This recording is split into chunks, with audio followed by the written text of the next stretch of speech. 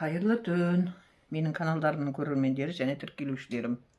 Мынау кешегі мынадай қылып сызып алып, сосын оны жаңағы матаға, мына пұлыш мақпал матаға жапсырып, арасына паутинка қойып, оның үстіне полиэтилен қойып, сурет мына ою ұсылған. Соң оның үстіне тағы да паутинка қойып, мынадай маталар жапсырып алдым ғой. Мысалы үшін мына фиолетовый матаны сөйтіп жапсырып алдым.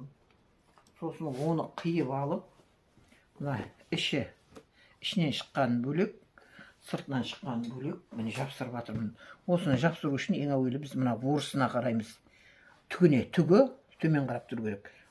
Бүйтіп ұстап қарағанда міне мынау көтеріп тұр ма, мынау да көтеріп тұр. Бүйтіп тегістеп бір уақытқа кету керек. Содан кейін мынадай инелерменен оюдың аралықтарын реттеп қарап, мына инелермен шаншамыз.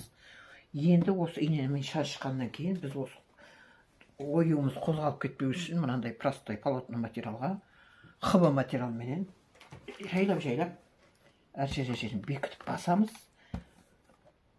Сплошной баспаймыз, себебі ана инелеріміздің басындағы пластмассы еріп, мына матаға жабысып қалады, үтікке жабысып қалады. Сондықтан жай тигізіп аламыз да, оны бүйтіп уже міне соның өзіне жабысып қалып жатыр. Бүйтіп алып қоямыз мына матаны, содан кейін барып мына инелердің бәрін жинап аламыз. Инелердің бәрін жинап алып қойдық. Енді мына сулы матамызды қайтадан жайып, осының бетін тегістеп басып шығамыз.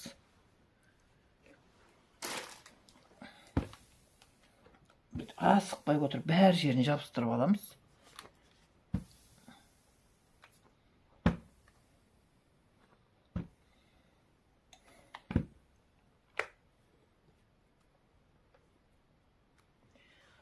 Міне үтікпен жапсырып болдық. Енді бәрін бетіндегі матаны, простой матаны аламыз.